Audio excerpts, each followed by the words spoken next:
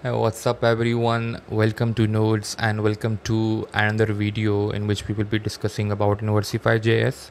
So, Inversify.js is a library which provides an inversion of control while working with your applications. Okay, so let's dig deep down into the fundamentals of Inversify.js and let's see that how this works. Right. So, we are having a couple of slides. After the slides, we will jump directly into the practical demonstration. So what Inversify.js is, it's a powerful and lightweight, I would say, inversion of control container, and this container is only available for TypeScript and JavaScript ecosystem, right? So if you're coming from a Java background and you want IoC capabilities in your TypeScript or JavaScript code base, so Inversify.js is the way to go. Although there are other libraries available, but I would prefer Inversify.js because it has a lot of functionality which is built in, right? So before diving into Inversify.js, we have to understand two different concepts, right? Number one is our dependency injection, and the second one is obviously our inversion of control. Okay, so these two are way different things, and we will understand one by one that what these things are, right? So let's get into the next slide. So here we will understand that what and why of dependency injection. Okay, so why dependency injection is required and what is dependency injection, right? So dependency injection is a concept. So here I am having an example of a chef and ingredients, right? And we somehow know that the chef, for cooking beautiful dishes, the chef is somehow dependent on ingredients, right?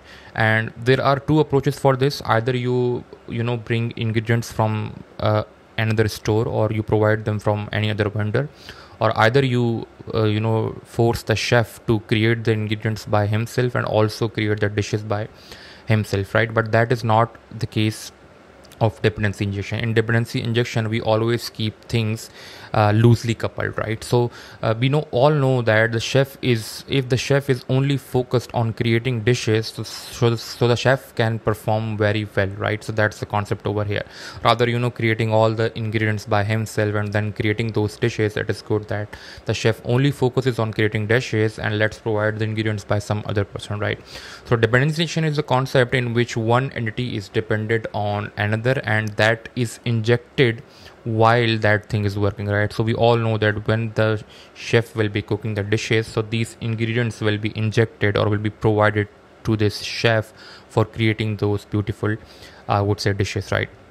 So we keep these as separate entities because this will give us three major benefits. Okay, number one, we loose coupling. By terms of loose coupling means that the chef is dependent on ingredients, right? And the ingredients are provided by any other person. Okay, so these are loosely coupled. Okay, and if somehow we want to track that whether it was the chef who was making the bad dishes or whether it was the ingredients which were not fresh, so we can easily track when things will go wrong, right? And that is the concept of loose coupling over here. Okay, and somehow it is also easier to swap implementations. So the concept over here is, let's say if the chef is not satisfied with the ingredients from company A, so he can easily request ingredients from company B and that will be provided to the chef, right? So we can easily swap these ingredients according to our needs.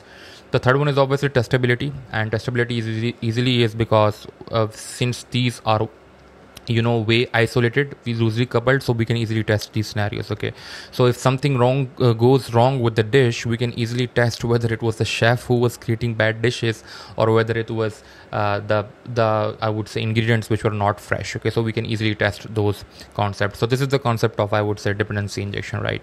And for providing dependency injection, we have the second concept which is known as the inversion of control, right?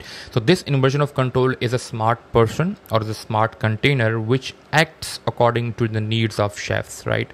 So whenever the chef requires some ingredients for creating beautiful dishes, the chef will request the ingredients to this smart container, and this smart container is known as inversion of control, right? Why do we call it as inversion of control? Because right now we have inverted the control from chef to any other, I would say, container, and this container is what Inversify.js really is, right? So Inversify.js provides us this smart container through which we can request, I would say, objects or ingredients according to our own needs. Okay, So this is the benefits which comes by using this smart container thing. Okay, loose coupling, because we always know that there is a middle person involved, right? So these are loosely coupled. So in this, by using loose coupling, we know that the chef now can only focus on creating beautiful dishes, rather also focusing on ingredients, right? So this is what loose coupling concept is.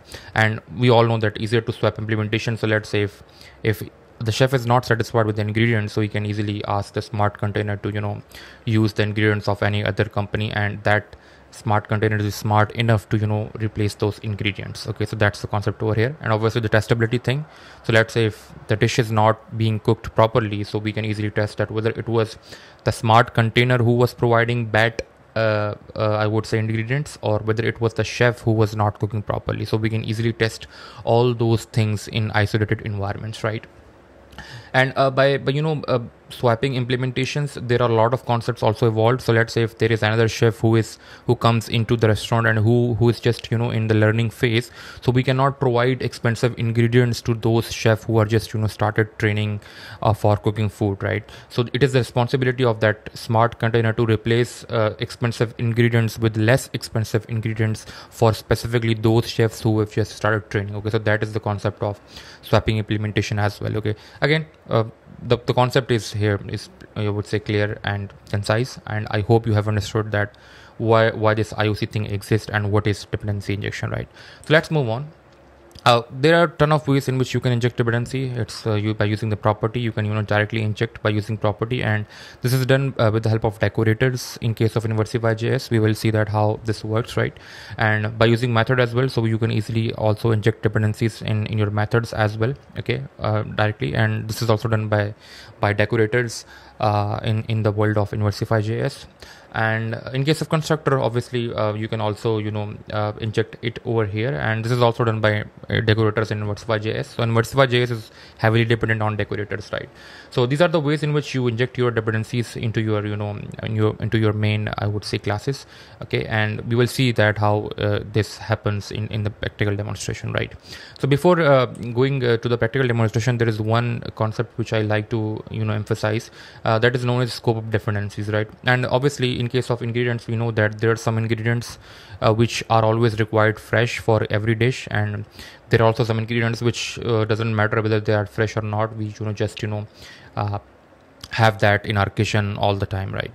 So there are three different types of scopes: transient, singleton, and request. For transient, just assume that there is bread, right? So we all know that for creating a dish which involves bread, so we always need the bread to be fresh, right? So whenever the chef will request a smart container for the bread ingredient, so the smart container will always create a new instance of bread and will provide that to chef, because bread is always to be fresh, right? So that's the concept of transient scope, okay? And let's go to singleton scope, and that is, for example, of cheese slice, right? So we normally don't create a cheese every time the chef requests to this smart container, right?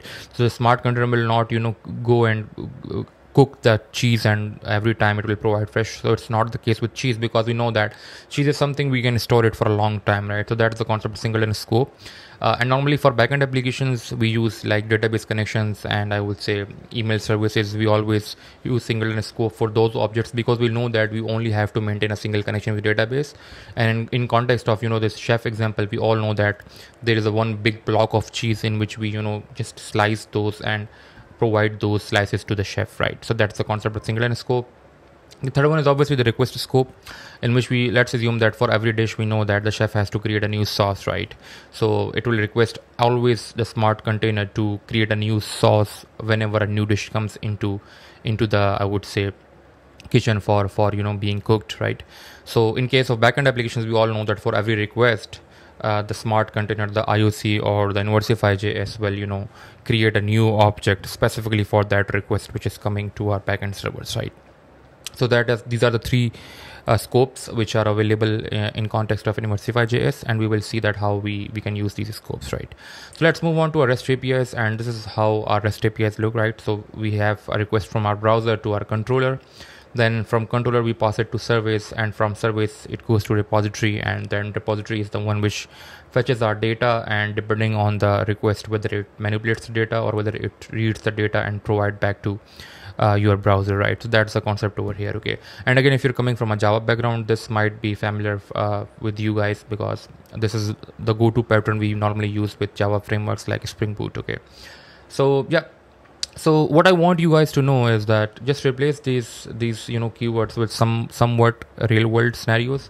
So that is, just assume that database is our store, this is our kitchen, this is our waiter, and this is our storekeeper, right?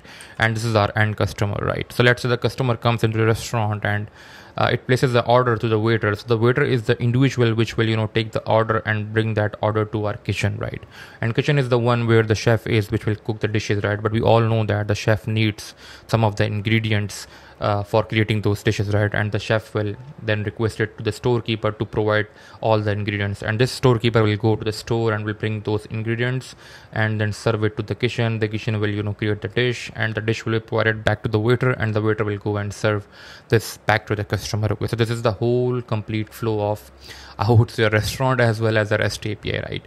So again, we are using here dependency injection as well, because that is providing us loose coupling. Okay, and we all know that, let's say if something goes wrong in between this lineup, we can easily track that, whether it was the waiter who had made the mistake, or whether it was the kitchen who had made the mistake, or whether it was the storekeeper who was providing bad ingredients, right? We can easily track that.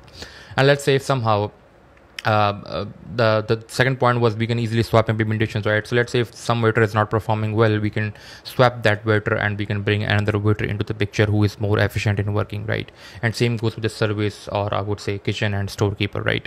And the third one is obviously testability. So if something is going wrong in this line, we can easily track that who is making the mistakes, right? So that's the concept of how we create these layered architecture in our backend by using those dependency injection concepts and IoC patterns, right? That inversion of control thing, right? And for creating this, we will be using some of the technologies. We will be using Bun, which is again faster Node.js runtime, and we will be using Bun testing, which is a built-in test runner which comes by default with Bun. We will be using Hono instead of Express. So Hono is just a backend framework for creating REST APIs, and it is way faster as compared to Express. And obviously we will be using Inversify, and we will see that how Inversify comes into the picture and makes our life easier by implementing these concepts of dependency injection and inversion of control. Okay, and obviously we'll be using TypeScript. I'm a big fan of TypeScript because it makes your life way easier as compared to JavaScript, right? So once you know the TypeScript thing, you will never go back to JavaScript. That's my promise to you. And obviously the third library, or I would say the last library, is our reflect metadata, which is, I would say, somehow this Inversify thing is dependent on this reflect metadata thing. So we will be using this for now. Okay, so this will be our technologies which will be being used for creating those practical demonstrations in which we will understand how to use Inversify's dependency injection concept and IoC concept to create these beautiful backend properly architectured applications. Okay, so with that said, let's jump to the practical demonstration.